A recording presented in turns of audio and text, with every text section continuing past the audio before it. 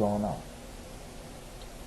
You see it. You know, I was just, looking into some things, and I noticed a lot of people say, things like the law of Moses is done away with, and all that jazz.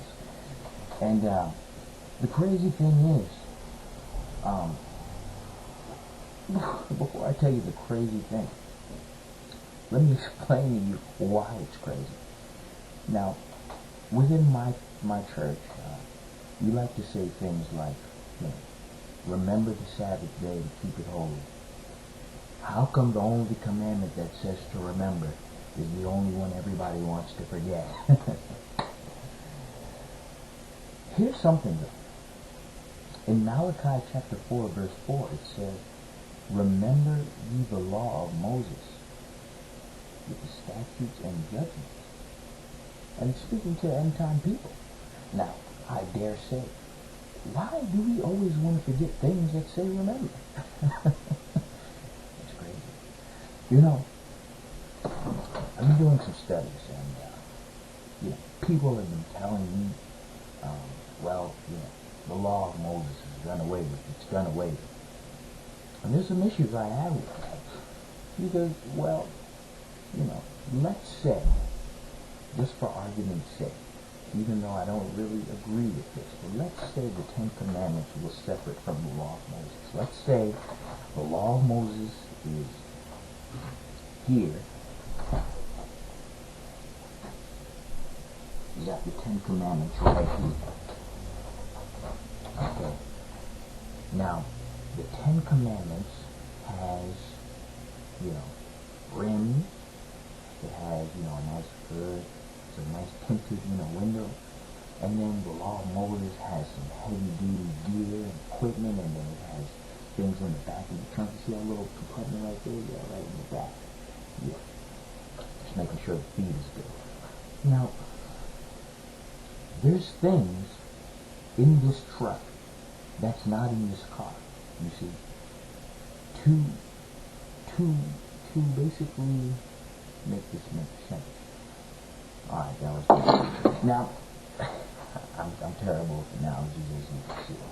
Basically, right, because we teach that the Ten Commandments is binding and the law of Moses is not binding anymore.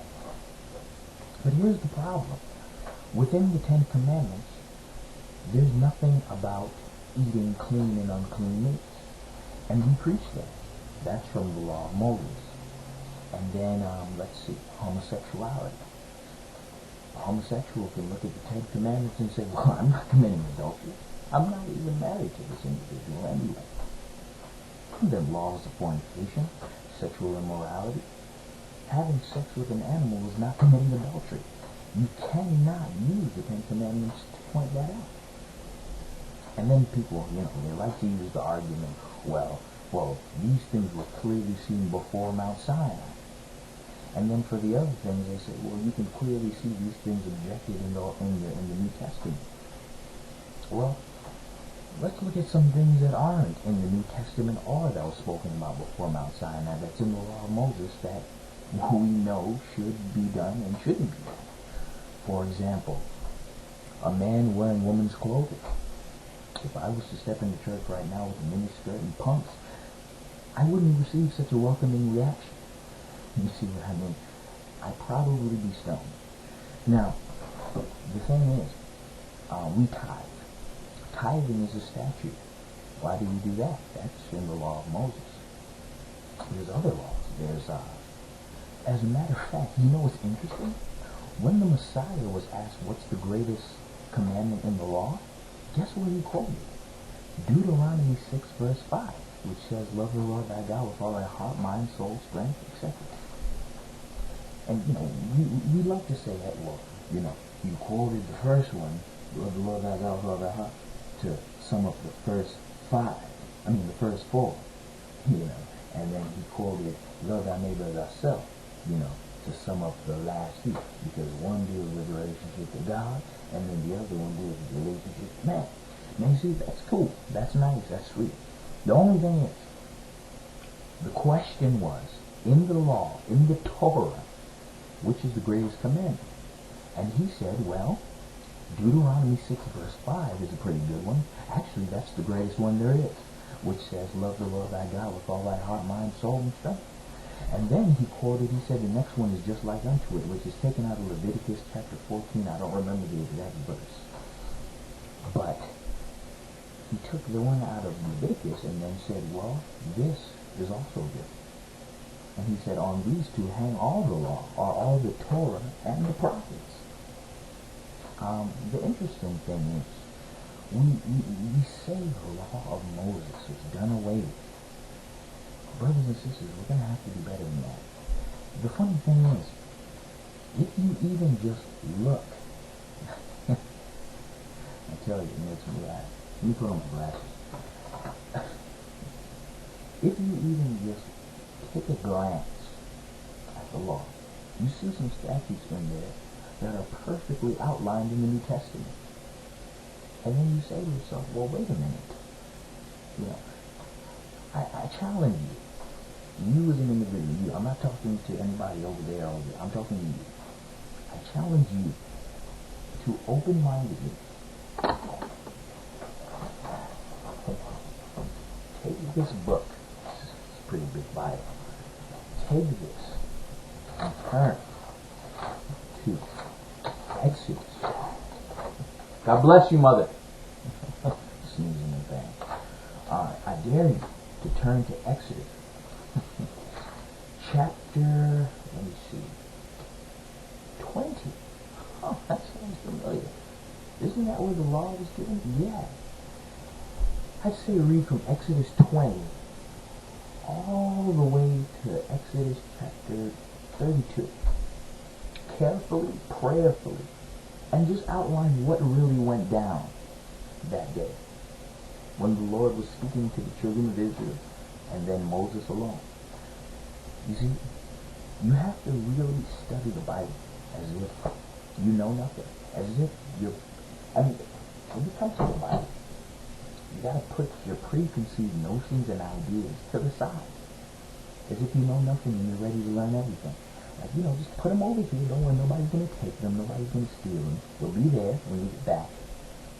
And then you can, when you get them, you can sort them out to fit what you just learned. You see what I'm saying? Not the other way around. Because then we go to the scriptures, and then you take what we've learned and then try to apply it there. There's problems.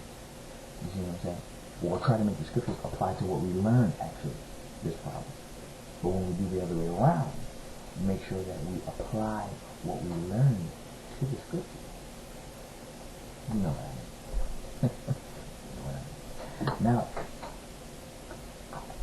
I'm just saying, we say a lot of things. We say, tattooing is wrong. We say piercing is wrong, and all these things. It's not in the Ten Commandments.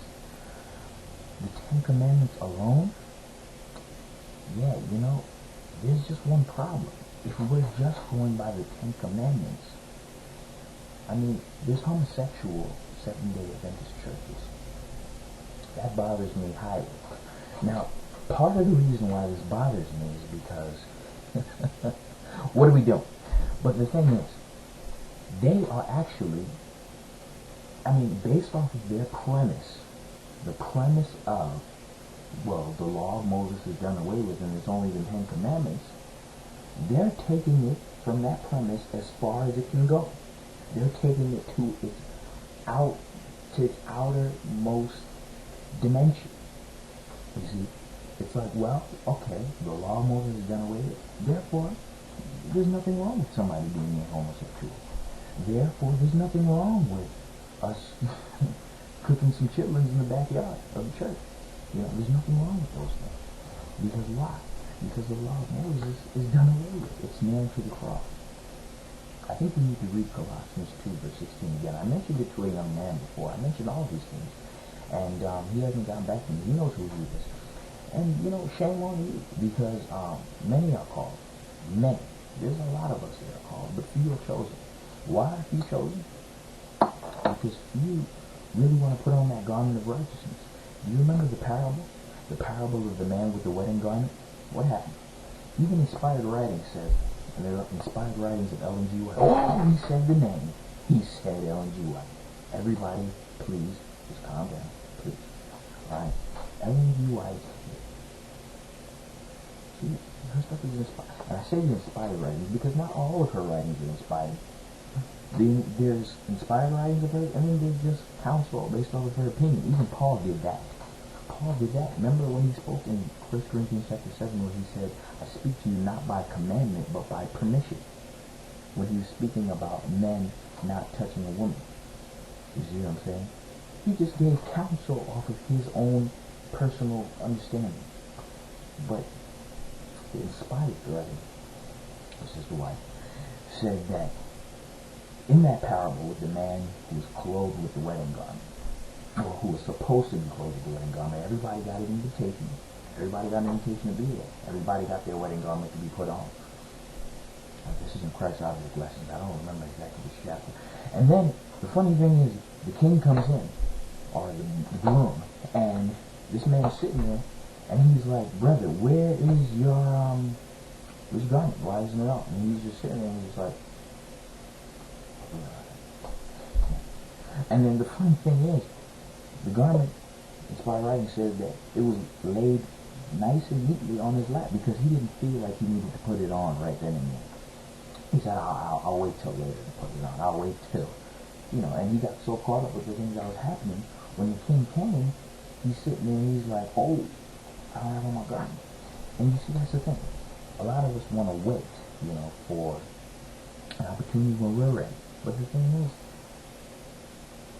it may be too late. And the funny thing is, at the end of it, what was the conclusion? He said, many are called.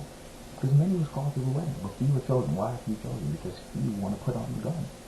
Few want to understand what God's will is for their lives. We are living in the last days. Those things that we teach sometimes are not going to fly if it doesn't make sense. If it doesn't make sense, you're not going to speak to somebody that wasn't raised in the same background and faith as you with that garbage. It's not going to fly because for you to say that, and the Bible uses the law of Moses and the law of God interchangeably throughout the New Testament and the Old Testament. When you said law of Moses to the Hebrews, you weren't saying something separate from the law of God. You understood that as one and the same. So to say that is, I just challenge you. I challenge you to read Exodus. I challenge you to read it again. Read it afresh. Put everything that you learned in Sabbath school, everything that you learned in Sunday school, whoever you may be, everything that you learned, just put it aside and read it as if you're a beginner, and if you was on an island and you found the book and you was like, oh, wow, and you was reading it. You see what I'm saying? And you'd see the law of Moses could not be done away with. Because if it is,